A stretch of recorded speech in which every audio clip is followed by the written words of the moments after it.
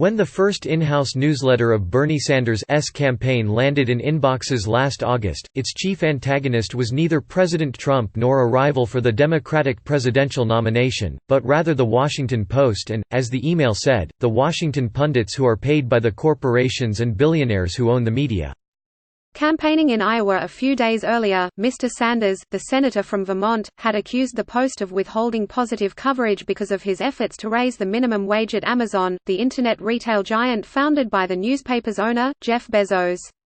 Several prominent journalists objected to the comment, a full freak out, as the newsletter, which is called Burn Notice, put it. Reporters don't have to receive a call from Jeff Bezos, it said, to know that their paychecks are signed by a billionaire with a well-known personal and corporate agenda, and knowing that agenda exists can shape overall frameworks and angles of coverage. Burn Notice has been churned out at a rate of approximately 4 emails per week by David Sirota, who joined the Sanders campaign last March as a speechwriter and senior advisor. It is one of several ways. Another is a podcast, Hear the Burn, through which the campaign has tried to bypass traditional news outlets and reach voters directly. You can control your message. Mr. Sirota said in one of 2 long interviews in New York late last year. But you have to let people fight the fight. We're not saying anything in here that we're not saying out there, he added. It is not his only theme. Burn Notice received attention Monday for having promoted a Guardian column by Zephyr Teachout, a Sanders surrogate, that accused Joseph R. Biden Jr. of having a big corruption problem hours before Mr. Sanders disavowed the column. That newsletter edition was erased from the Internet as of Tuesday morning. Mr. Sanders talks frequently about wanting to stick to the issues, but he and his surrogates take no prisoners' tone risks distracting from their substance. Media criticism is a prime example. Mr. Sirota, a journalist as recently as a year ago who early in his career served as press secretary to Mr. Sanders when he was a House representative, has amplified the campaign's consistent focus on criticizing news outlets that most regard as mainstream, targeting stories that he considers unfair.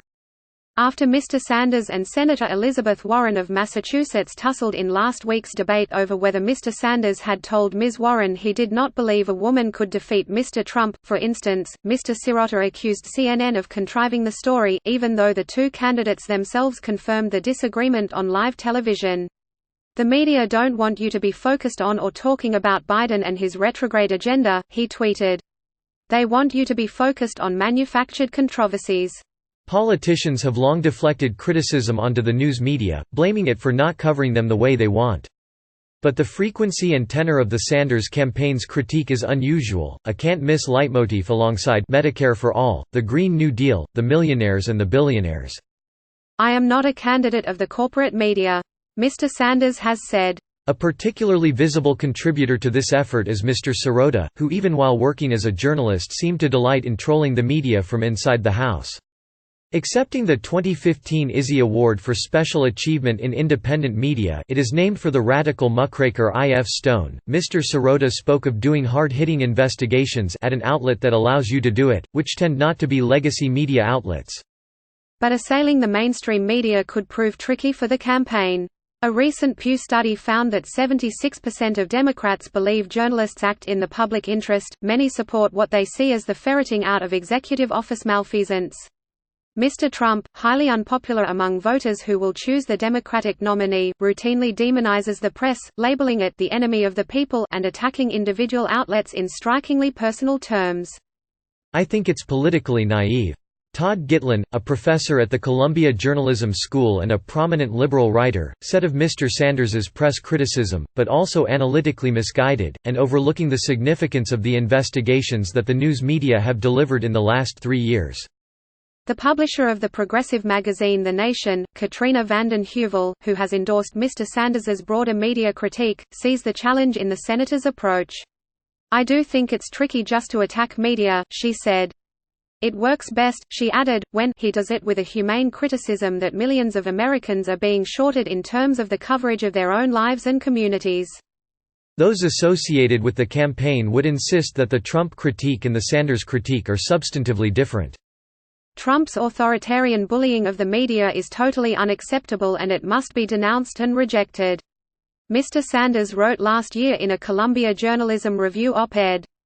Mr. Sirota has labeled the inevitable comparison to Mr. Trump bad faith. Bernie is basically arguing that the media's ownership structure makes it less interested in covering the real issues. Mr. Sirota said, "Trump is like, the media, as an institution in society, shouldn't be there and is evil."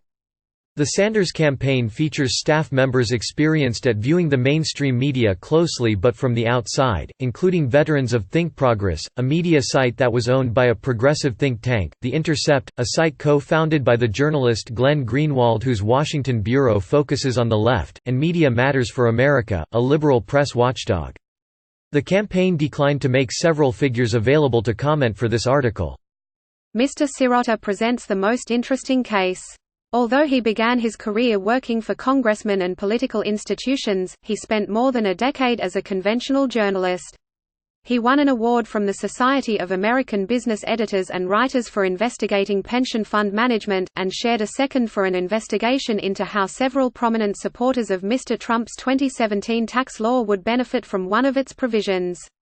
He wrote a San Francisco Chronicle opinion column that was syndicated, and was a frequent presence in progressive magazines. This career has earned Mr. Sirota credibility when he goes on the offensive against news coverage, supporters say. "He's an investigative journalist, he obviously believes in journalism," said Representative Ro Khanna, Democrat of California and a chairman of the Sanders campaign. "It suggests the respect Senator Sanders has for journalists." In person, Mr. Sirota, 44, cuts a different figure from the abrasive fire-breather visible on Twitter during the 2016 Democratic primary. Mr. Sirota deleted most of his past tweets early last year. He speaks with animation, but softly. On a recent trip to New York, he insisted on dropping by B&H Photo Video, a massive midtown electronics store beloved by hobbyists. He is a vegetarian. He first encountered Mr. Sanders in 1999, when, as a young Democrat from the Philadelphia suburbs and Northwestern University, he applied to work for an unnamed representative identified in a job listing as progressive, invited to interview with the office of Mr. Sanders, at the time Vermont's at-large congressman. Mr. Sirota wondered, what is a democratic socialist? Since then, Mr. Sirota has never strayed far from Mr. Sanders, whose office helped him land Capitol Press credentials when he was reporting a book. He tended toward independent journalistic homes such as Salon, Pondo Daily and IB Times, Newsweek, even though he said he did not actively avoid the mainstream media. He once interviewed for a job at the New York Times. As 2018 turned to 2019 and a second Sanders presidential run seemed likely, Mr. Sirota began informally discussing the prospect of joining the campaign. He said, "An Atlantic article published several days after his hiring last March reported that Mr. Sirota's columns and copious tweets attacking other Democrats had appeared while he was quietly advising the Sanders campaign. A subsequent Intercept article reported that there was no overlap between Mr. Sirota's tenures as columnist and campaign official." Mr. Sirota said last fall that once the talks with Mr. Sanders's circle grew serious, he stopped publishing articles about other candidates. "My principles don't change with the job I'm in," he added. Mr. Sanders is for all intents and purposes his own speechwriter, Mr. Sirota said. "I'm a speech researcher," he said. "Nobody tells Bernie Sanders what to say." Mr. Sirota also said he helps plan campaign strategy, where to stop on an Iowa tour highlighting corporate greed, for example, and functions as a rapid response war room. When the campaign revealed in early October that Mr. Sanders had 2 stents inserted in his heart, after what was later disclosed as a heart attack, one could trace the campaign's talking point that the procedure highlighted the need for Medicare for All, from a Dr. Oz appearance on Fox and Friends, back to Burn Notice, and back again to Mr. Sirota's Twitter feed. Mr. Sirota works remotely from Denver, where he lives with his wife, Emily, a state representative who has traded endorsements with her husband's boss, and their 2 children, while traveling on campaign swings through Iowa, California and the Carolinas. Mr. Khanna called Mr. Sirota one of the 5 or so true believers, along with Jane Sanders and a few others. Mr. Sanders has been critical of the media, on his own media platforms, almost as long as he has been in the public eye. In a 1988 episode of Bernie Speaks with the Community, the Vermont public access television show featuring Mr. Sanders when he was Burlington's mayor, he addressed a crowd gathered to celebrate a local alt weekly. With the famous Yippee Abby Hoffman looking on, Mr. Sanders, his hair just a little more plentiful and a little less snowy than it is now, laid into corporate media. If you think that the function of Channel 3 or the Burlington Free Press is to educate you about the world in which you're living, it's really not, he said. That's the nature of private media in general. The function of private media is to make money for people who own it.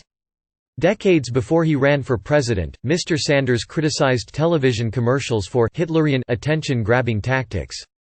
He knocked USA Today for its short articles and color photographs. All, to him, were evidence that a crucial industry was being dumbed down into infotainment for the sake of the profit motive. Mr. Sirota has known of Mr. Sanders's intense interest in the workings of the media for some time.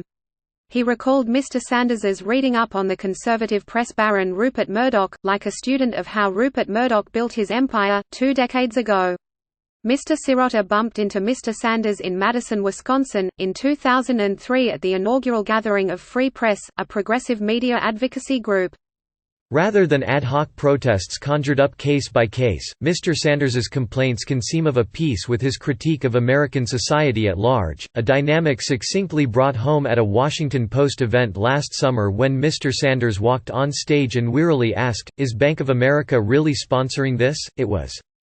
Bernie represents a series of policies and an agenda. That agenda is not an agenda lots of billionaire or corporate media owners like or support. Mr. Sirota said, "It's not to say that there's a conspiracy, guys in a room with mustaches, saying, 'Oh, we've got to get Bernie,' but it ends up being expressed as kind of eye-rolling." Mr. Sirota said he missed journalism and hoped to return to it eventually, while also wondering whether his association with Mr. Sanders had tainted him with mainstream employers. As he contemplated his career trajectory in the media world that he currently critiques on behalf of his boss almost daily, some of that vinegar crept into his thinking about his own prospects. In the media, even before he ran for president, having that on your resume was perceived as uncouth, or, "Whoa, this is outrageous." Mr. Sirota said, "That illustrates how the media world looks not only at Bernie Sanders, but at what he represents.